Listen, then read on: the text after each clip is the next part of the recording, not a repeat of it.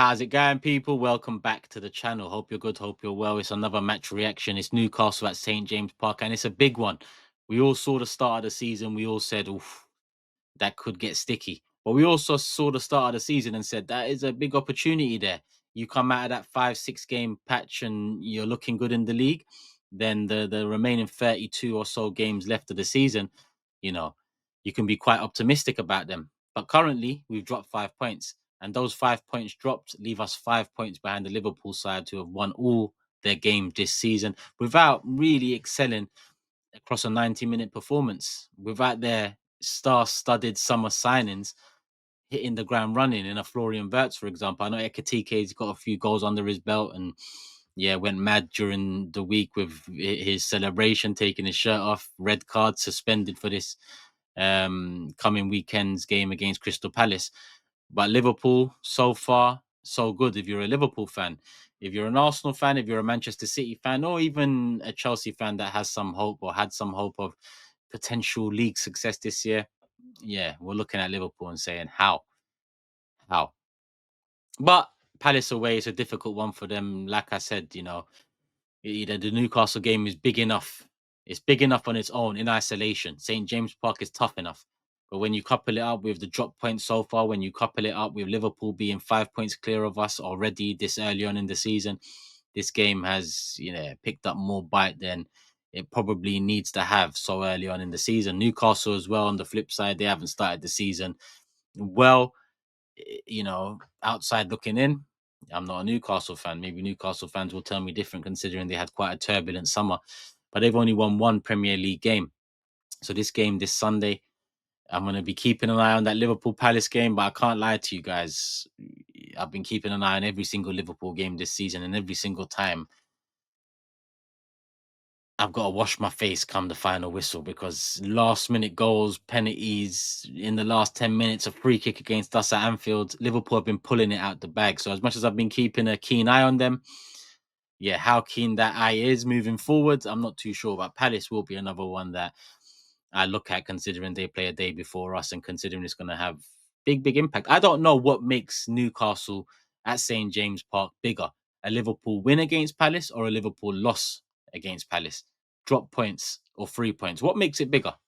I ask because if they drop points, it's a chance for us to make up the gap early in the season, whilst also laying down a marker against a Newcastle side away from home that, albeit an iffy start to the season, still under Eddie Howe, a formidable opposition at times, you know? So if we can get the win, close the gap, yeah, that'd be beautiful. But if Liverpool get the win, extend the gap, it's 8 points. I guess that does make it bigger, because then you're talking about, is the title race over before it began? Still too early, guys. Still too early. But it's not too early to hit the like button. So make sure you've done that. If you have done that, then make sure you are subscribed. Road to 250K, I'm going to call it. Road to 250K. We're just over halfway there. I've hit the 123K mark. So make sure you show some love, people. Leave a comment too. And big up everyone that hyped the video. I see some questions in the comments saying, where do you hype the video? I don't know if you haven't got that feature. Not too sure. Google it. But that video that I asked for it to be hyped, it got about 50,000 hype points. What did that mean? I don't know. I didn't see it in any hype list. I didn't get an indication of what this means moving forward, but the button's there. It's free. Like, subscribe, share, hype. Moving forward. Don't forget. But hype is what I want to see on Sunday. I can't lie to you. I feel like we need to take the game to them. Reason being, Mikel Arteta has shown that he can build a defensive unit. He can structure a side to nullify the opposition. He can suck the life out of a game. Whether that's a good thing or a bad thing, I'm not too sure. I mean, early on in the 23-24 season, it was looking good. I say early on, we built throughout the season and ended with our best season of the Emirates era, albeit leaving with nothing, our best season of the Emirates era. But slowly but surely, as times passed, all this possession with very little dominance in the opposition box. Let me say that, because Mikel's definition of dominance is possession, apparently, supposedly. That's what you're telling us. Mine leans more towards, how under threat was the opposition? How many saves did the keeper have to make?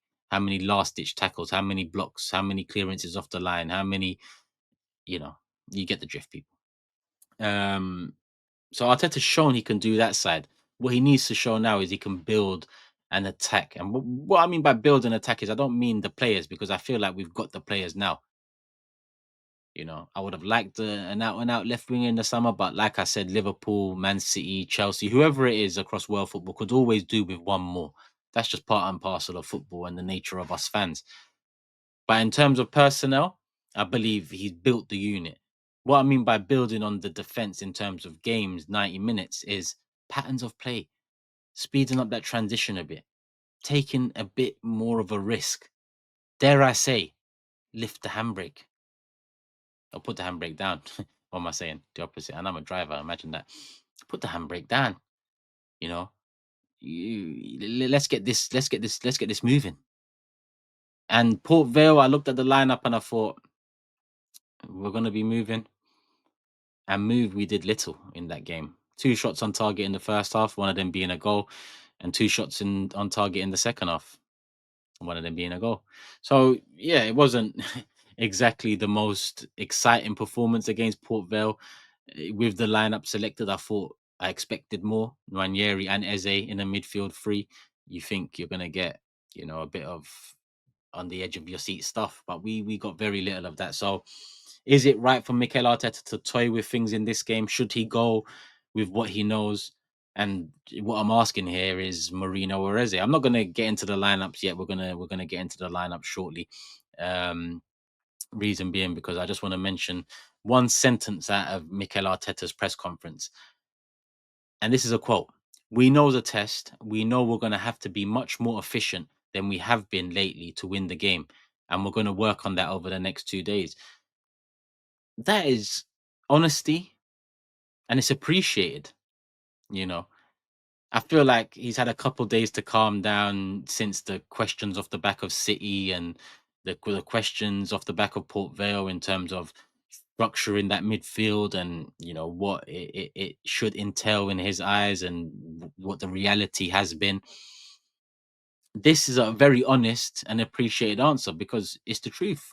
Rather than lie to us, and maybe that's not the intention. Maybe it's frustration.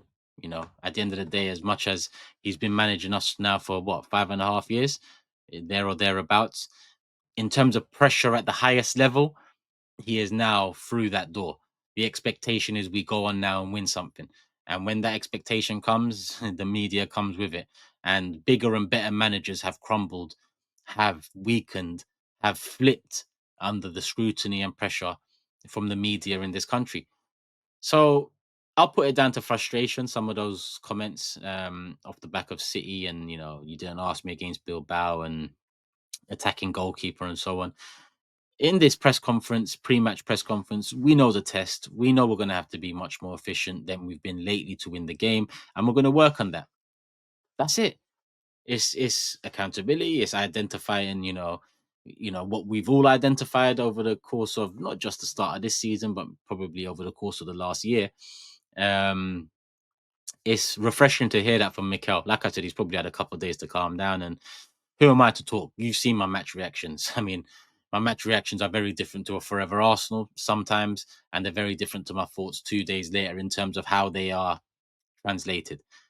Raw emotion off the back of a result, off the back of a poor performance, off the back of a last minute goal conceded. It's very different to having 2 days to think about it, soak it in, and then give your opinion. So, benefit of the doubt, Mikel. Didn't like what you said in the press conference, but I love that sentence. That's the only sentence I've picked out from the press conference this week. Because the injury stuff, we know Madueke is out for 2 months. Havertz still looks like he's a couple months away. Saliba's back, Saka's back. So yeah, no new news to look for there. Looking at Newcastle and the hope that we do something different is intertwined with our recent history against them. We played them 4 times last season in the league, won a piece. We won 1-0 at the Emirates, they won 1-0 at St James Park. But even at Emirates fixture, I mean, I remember it loosely. Declan Rice scored a nice goal. but that game probably should have ended a draw. I think Newcastle, was it Barnes, if I'm not mistaken? They had a couple chances where you'd expect them to do better. But listen, if that was last season and that was the only win of the lot. Across the other three games, like I mentioned, St. James Park in the Premier League, we went down 1-0 to an ISAC goal. In the Carabao Cup, it was 2-0 home, 2-0 away, 4-0 on aggregate. You know, ISAC getting another goal across those two legs, Gordon getting a goal in each leg. Isak and Gordon last season, they were a thorn in our sides. And we know about their midfield already. You know, Gamaresh, Joe Linton, and Tonali, solid unit. On top of that, I feel like what Mikel would like Marino to do from that midfield position, I feel like Eddie Howe's doing it with Joe Linton in a different way, you know. And I know Joe Linton has played a lot more. Actually, I don't even know that. Marino was up top for us last season too. So I can't even say Joe Linton's played a lot more positions, even though I've seen him on the wing, I've seen him central, and I have seen him up top. He got 2 goals against Bradford. Who are Bradford? Well, they're top of League One at the moment. We we got 4 shots on target across 90 minutes against 19th in League One. So I mean, yes, who are Bradford, but at the same time, who are Port Vale? And look at the comparison between the both.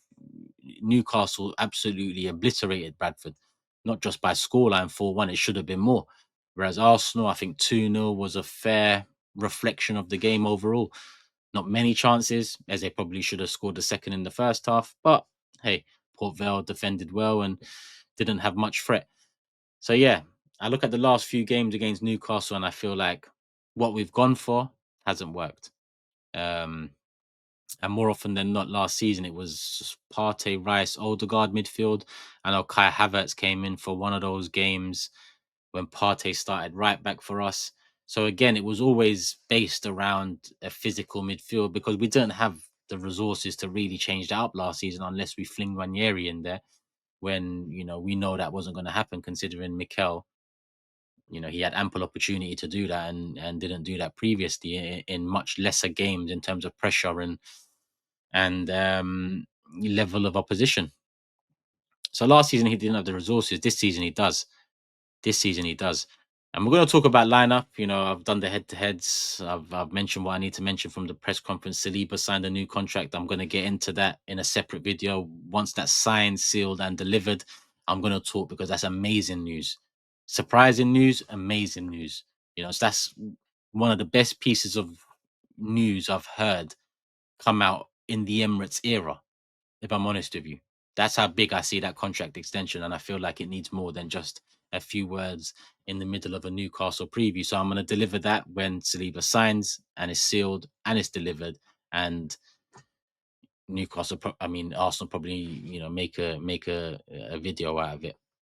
I will be there. We will be there. Make sure you are subscribed, people. Before we get into the lineup, you know what it is. Hold up. Wait a minute. BetMates fantasy picks for game week 6, Newcastle versus Arsenal at St. James Park. It's live, it's active, it's ready to go. So make sure you're ready too. Scan the QR code, click the link in the description. If you've played along, you know what to do. If you haven't, then follow the instructions on the screen, people. There's a free £100 prize pot up for grabs every single week. It's fantasy football, it's weekly, no season-long stress, and it ain't against the bookies, people. It's against real people. So join up. Why not? We had record numbers in the league last week. Hopefully we can do better this week. Talking of the league, let's see what happened after Arsenal versus Manchester City.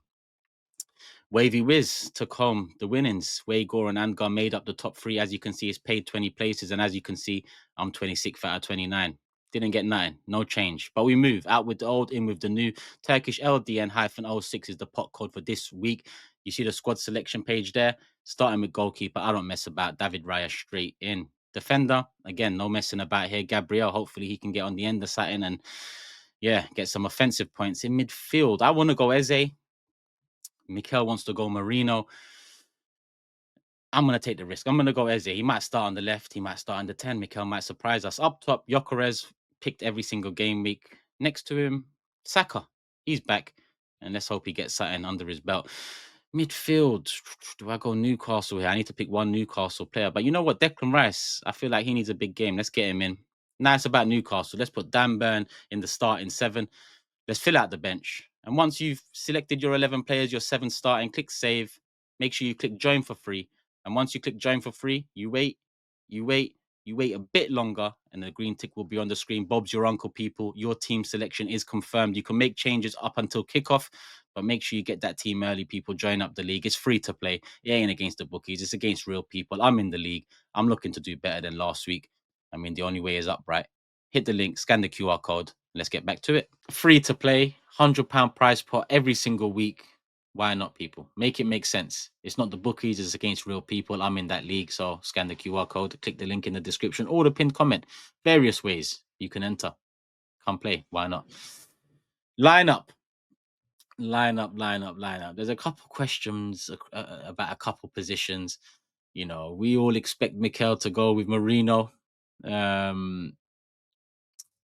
But at the same time, I didn't expect MIKEL to go with Marino against City, I'll be honest. And he surprised me there. So I'm hoping to be surprised again in a different way, in a happier way, in a more excitable way, and see Eze in that starting lineup. Working my way from goalkeeper upwards, Raya in goal. Goes without saying, Kepa got his first start for us against Port Vale, kept the clean sheet, had a little moment of madness in the second half where he gave the ball away. But other than that, did what he needed to do, and saving shots wasn't one of them. But Raya's straight back in. Considering I look at Gordon and Elanga as Newcastle's key threats, I'm putting Timber right back. I'm putting Calafiori left back. No, I'm putting Miles Lewis Skelly left back. You know what? I don't mind which one starts, if I'm honest with you. Calafiori's had a great start to the season. I still have question marks about him at left back, especially coming up against a profile of winger exactly like an Elanga, or if Gordon comes over to that side. That profile of winger scares me when it's Calafiori for us at left back. But at the same time, he is adding something for us in terms of our transition. Whereas Lewis Skelly, for me, probably suits the midfield three I'd select more. So let me go with Lewis Skelly. I'd go Lewis Skelly, reason being because he comes into that midfield and it's not a midfield three he's coming into that's already made up of, you know, big physical men. It's a midfield that has a risk factor to it. And I'm going to get onto that. So I'd go Timber and Miles Lewis Skelly. I would go Gabriel Saliba. I mean, you know, where else are you going to go? Gabriel Saliba. I would go Zubamendi in the 6, Declan Rice in the 8, and I'd go Eze in the 10. I'd go Eze in the 10. I feel like Nwaneri might feel hard done by there, but I just feel like Newcastle away, Nwaneri, as much as he's shown great promise, as much as against Port Vale, I think he was one of our brighter, fresher looking players on that pitch. He was very proactive. He dropped, passed, moved. You know, something I love seeing, especially considering this very different profile of 10 to Martin Odegaard. But Eze, for me, centrally, you also saw what he can do against Port Vale too with that ball over the top. Now, the midfield three, I'd actually play Rice as a right 8 and I'd play Eze as the left 10. And I'd hope that Eze can bring some more life out of Martinelli, who I'd start in this game. Come off the bench a couple of times, centrally won us the game in similar fashion, or I say won us, helped win us.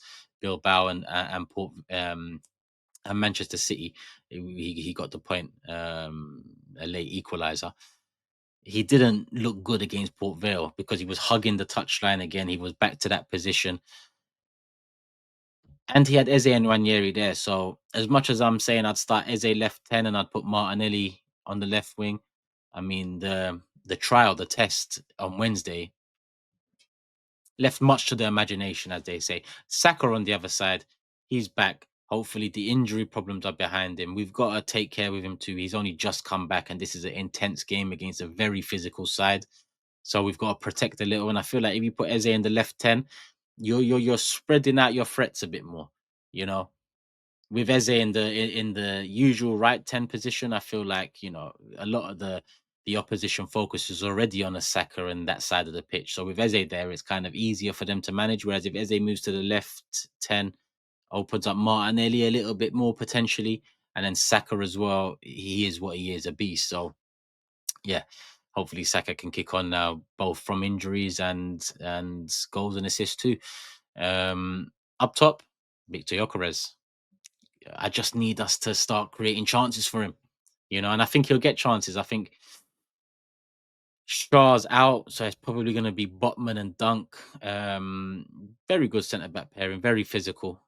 But I do feel like, as much as people have used the physicality side of things against Gyökeres recently, in terms of, this defender bullied him, this defender coped with him well, I just feel like all in it's also, a part of the game where I feel like Gyökeres can thrive, but it just can't be the only part of the game that he's in.